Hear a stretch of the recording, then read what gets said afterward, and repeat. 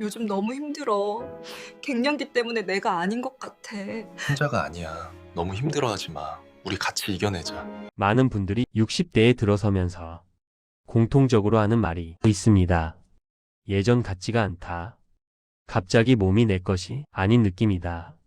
그냥 나이가 들어서 그런 줄 알았다. 몸이 어느 날 문득 낯설게 느껴지는 때가 있습니다. 요즘 들어 갑자기 얼굴이 뜨거워지거나 새벽에 자꾸 깨는 분들 많으시죠? 이런 변화는 단순한 피로나 계절 탓으로만 보기 어렵습니다.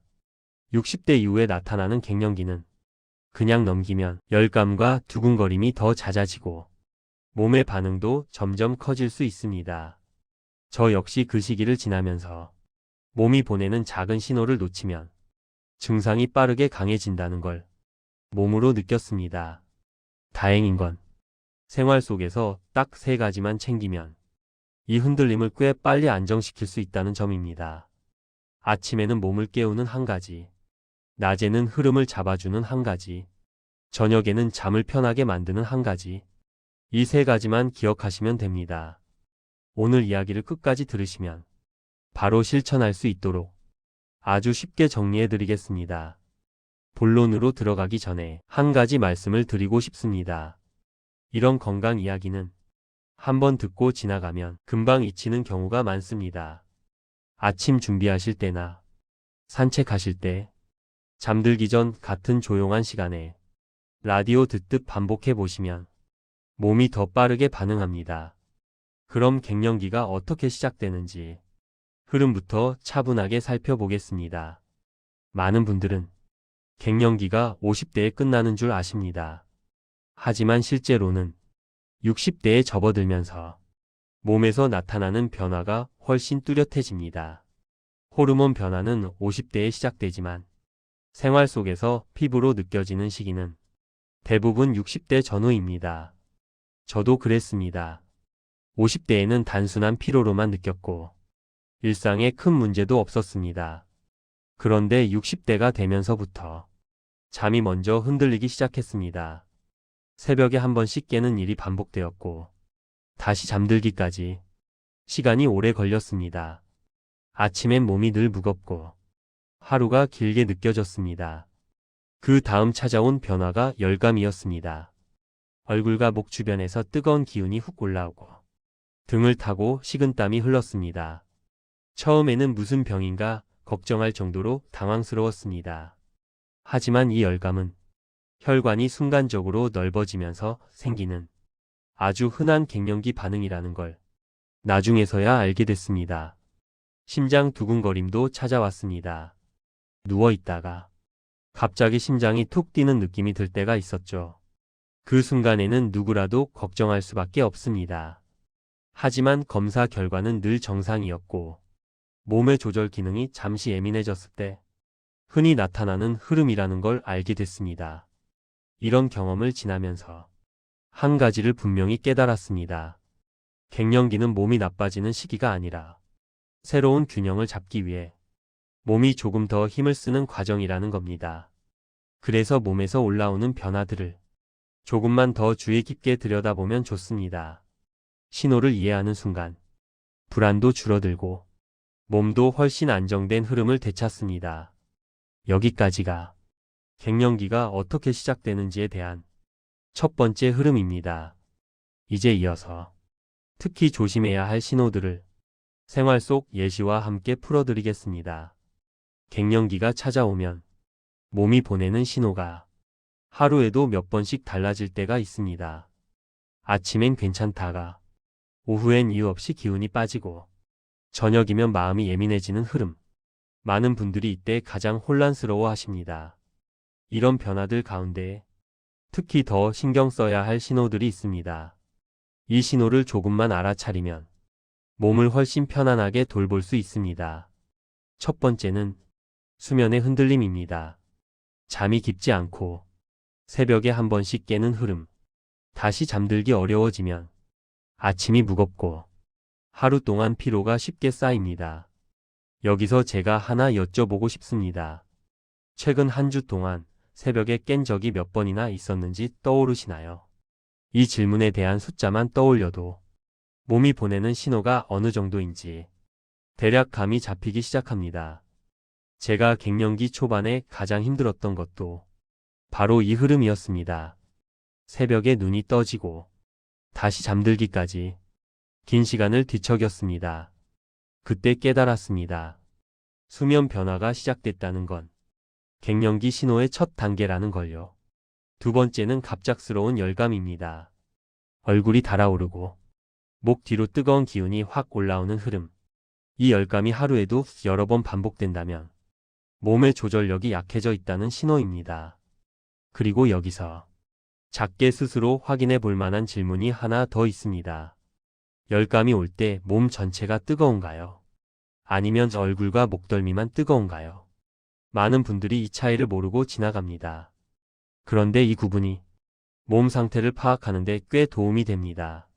세 번째는 가슴 두근거림입니다. 누워 있을 때 갑자기 심장이 툭 뛰는 느낌. 이 순간은 누구라도 놀랄 수 있습니다. 저도 그랬습니다. 하지만 검사 결과는 늘 정상 범위였습니다. 갱년기에는 신경계가 예민해져 순간적으로 박동이 빨라지는 경우가 많았습니다. 네 번째는 기력 저하입니다. 아무 일도 안 했는데 갑자기 몸이 축 떨어지는 순간, 이건 단순한 체력 문제가 아니라 근육과 순환이 함께 약해지는 과정에서 흔히 나타나는 모습입니다. 이쯤에서 짧은 체크 퀴즈 하나 드려보겠습니다. 걸을 때 다리가 먼저 힘이 빠지나요? 아니면 숨이 먼저 차오르나요? 갱년기 시기에는 대부분 다리가 먼저 힘이 빠집니다. 이건 하체 근육이 줄어들고 있다는 꽤 중요한 신호입니다. 마지막은 감정의 흔들림입니다. 마음이 가라앉거나 별일 아닌데 서운해지고 작은 자극에도 예민해지는 흐름. 이건 몸의 조절 기능이 잠시 지친 상태에서 가장 흔하게 나타나는 모습입니다. 이 5가지 신호는 갱년기에서 특히 조심해야 할 흐름들입니다. 2가지 이상이 반복된다면 몸이 균형을 잡기 위해 많은 힘을 쓰고 있다는 뜻입니다. 하지만 걱정하실 필요는 없습니다. 몸의 신호를 이해하고 생활 리듬을 조금만 정리해주면 생각보다 훨씬 빠르게 안정됩니다. 갱년기의 신호들을 살펴보면 몸이 왜 이렇게 흔들리는지 이제 어느 정도 감이 오실 겁니다. 그렇다면 다음 단계는 이 흔들림을 어떻게 부드럽게 가라앉히느냐입니다. 저도 오랜 시간 이 부분을 가장 많이 고민했고 몸으로 직접 느끼면서 가장 효과가 빠르다고 판단한 흐름이 있습니다. 복잡한 방식이 아니라 하루를 하나의 리듬으로 만들어주는 방식입니다. 아침에 몸을 깨우고 낮에는 흐름을 안정시키고 저녁엔 몸을 진정시키는 흐름. 이 3가지를 하나로 묶는 겁니다. 저는 어느 순간부터 이 방식을 자연스럽게 실천하게 되었고 그날부터 몸이 훨씬 편안해졌습니다. 아침에는 몸을 천천히 깨우는 시간을 가졌습니다. 일어나서 바로 움직이는 대신 창문을 열고 부드러운 빛을 얼굴에 잠시 비춰줬습니다. 이렇게 하는 것만으로도 몸이 조금씩 깨어나고 열감이 쉽게 오르지 않았습니다. 그 다음 따뜻한 물 한 컵을 마셨습니다. 밤새 떨어진 체온을 부드럽게 올려주니까 몸이 하루를 훨씬 안정된 상태로 시작합니다. 그 뒤에는 의자에 앉았다 일어나기를 천천히 10번 했습니다. 이 단순한 동작이 하루 전체를 바꿉니다. 허벅지가 따뜻해지고 하체가 조금만 활발해지면 갱년기 열감이 확 줄어듭니다. 저는 이 10번이 갱년기를 통과하면서 가장 큰 도움을 준 동작이라고 생각합니다. 점심 무렵에는 식사량과 흐름을 조금 조절했습니다. 밥을 아주 적게 먹는 것도 좋지 않았고 과하게 먹는 것도 좋지 않았습니다. 밥 반 공기 정도의 단백질과 채소를 조금씩 곁들이는 정도. 이렇게 먹으면 오후에 열감이 훅 올라오는 일이 거의 없어졌습니다. 점심을 마치면 오래 걷지 않아도 됩니다. 딱 5분만 집 안이나 복도, 동네 골목을 천천히 걸었습니다. 이 짧은 5분이 오후의 두근거림을 크게 줄여줬습니다. 몸은 생각보다 아주 작은 움직임에도 빠르게 반응합니다. 오후는 몸이 예민해지는 시간입니다.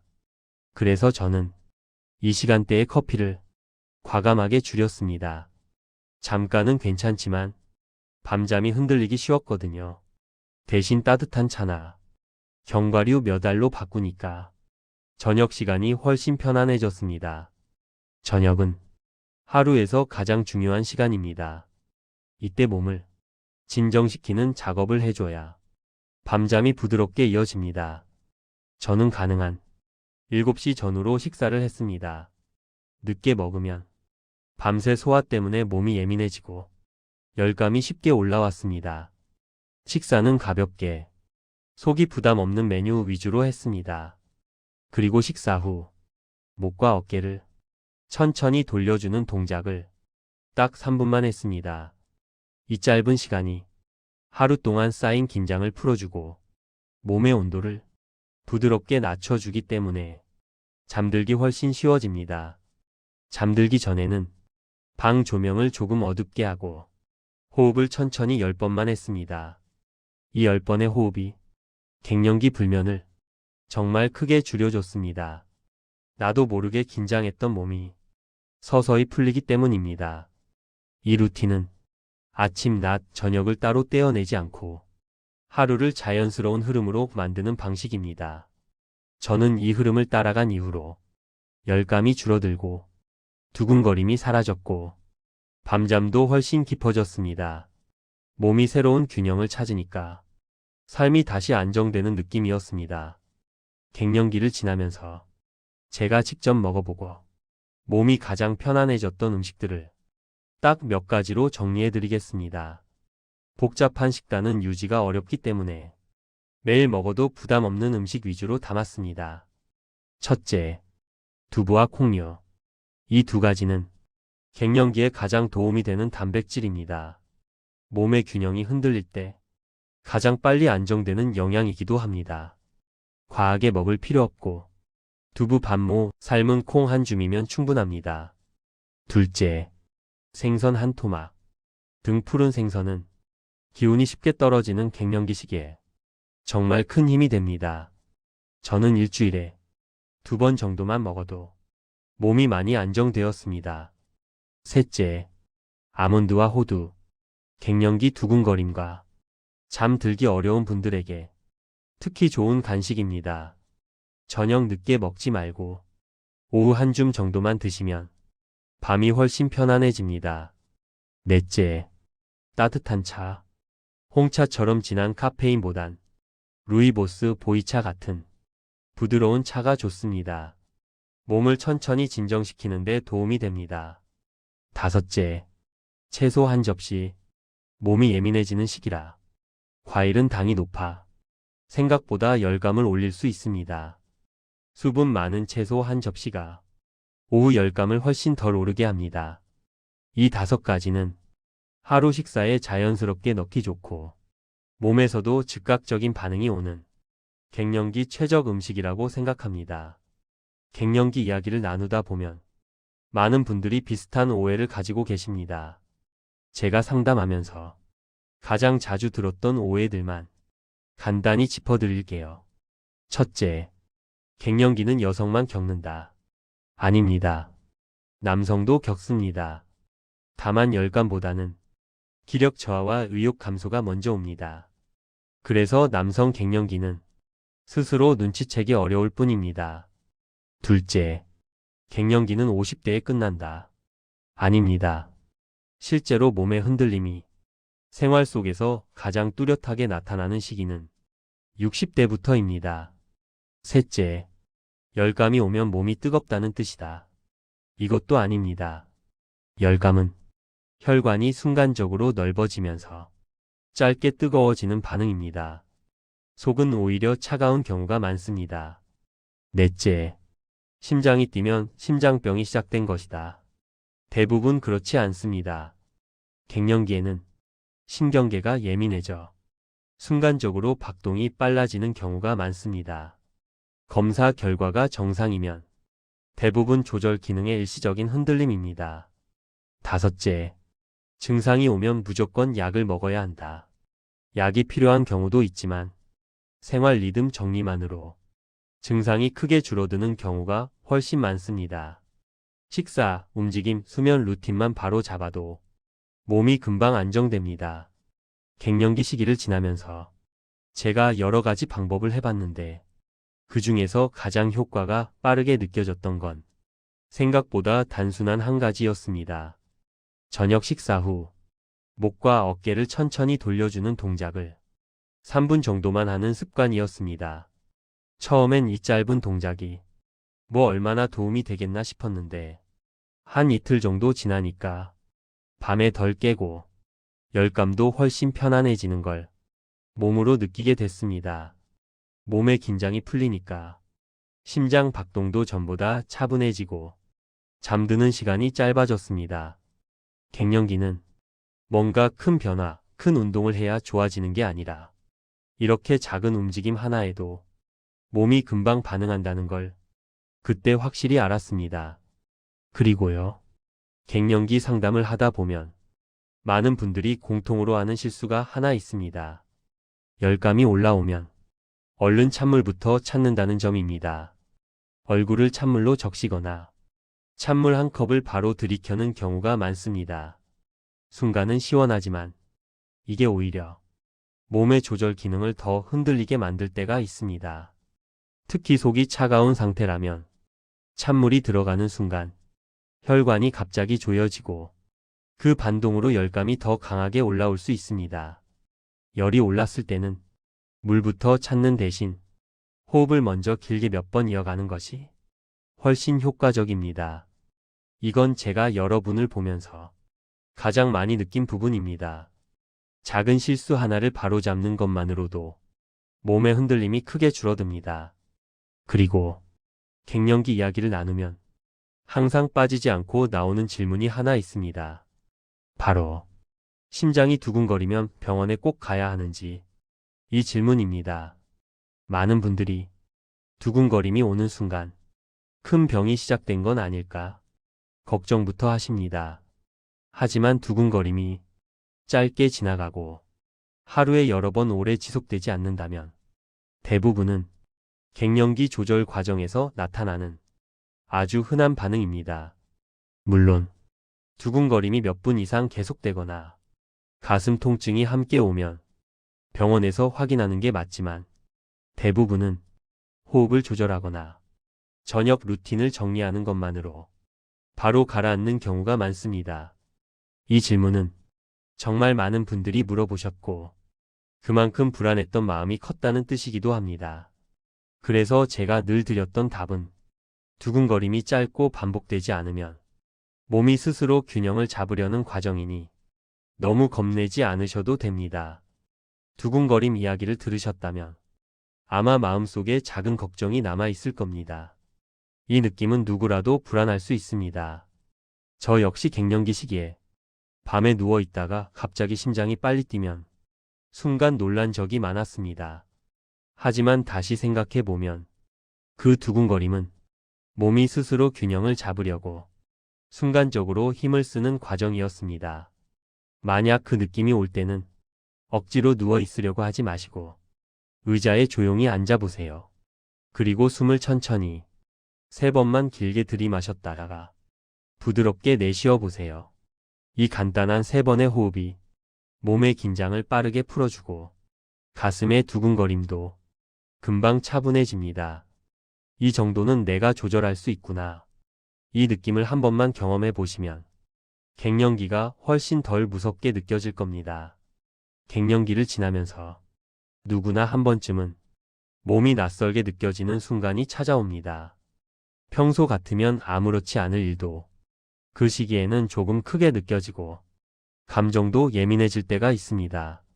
그런 흐름은 내 의지가 약해져서 생긴 문제가 아니라 몸 내부에서 새로운 균형을 찾으려고 움직이는 과정일 뿐입니다. 이걸 알고 나면 나 스스로를 덜 탓하게 되고 몸이 보내는 신호를 조금 더 따뜻하게 바라보게 됩니다. 이 마음 자체가 증상을 훨씬 빠르게 안정시키는 힘이 됩니다. 이 흐름만 차분히 기억하시면 앞으로 오는 변화들도 지금보다 훨씬 편안하게 지나가실 겁니다. 먼저 오늘 이야기의 핵심을 딱 3줄로만 정리해 드리겠습니다. 첫째, 갑작스러운 열감과 두근거림, 수면 변화는 몸이 새 균형을 찾으려는 자연스러운 과정입니다. 둘째, 아침에 따뜻한 물 1컵, 낮에 짧은 걷기, 저녁에 3분 스트레칭만 실천해도 갱년기의 흔들림은 빠르게 줄어듭니다. 셋째, 몸이 불편해서 신호를 보내는 게 아니라 나를 지키기 위해 조절하려는 과정이라는 사실을 기억하는 게 가장 중요합니다. 오늘 이야기를 들으셨다면 지금 마음속에 이건 내가 해보면 좋겠다 하는 부분이 하나쯤 떠오르실 겁니다. 그 느낌이 바로 몸이 변화를 시작하려는 첫 걸음입니다. 그 한 가지부터 천천히 실천해 보세요. 몸은 작은 변화에도 놀라울 만큼 빠르게 반응합니다. 오늘도 긴 시간 함께 해주셔서 진심으로 고맙습니다. 여러분의 몸이 조금이라도 편안해지고 하루가 더 가벼워지는데 이 시간이 작은 힘이 되었기를 바랍니다. 도움이 되셨다면 좋아요 한번 눌러주시고 댓글에는 실천이라는 2글자 편하게 남겨주세요. 여러분의 짧은 참여가 다음 이야기를 준비하는데 정말 큰 힘이 됩니다. 편안한 저녁 보내시고 내일은 오늘보다 조금 더 가벼운 하루가 되시길 바랍니다.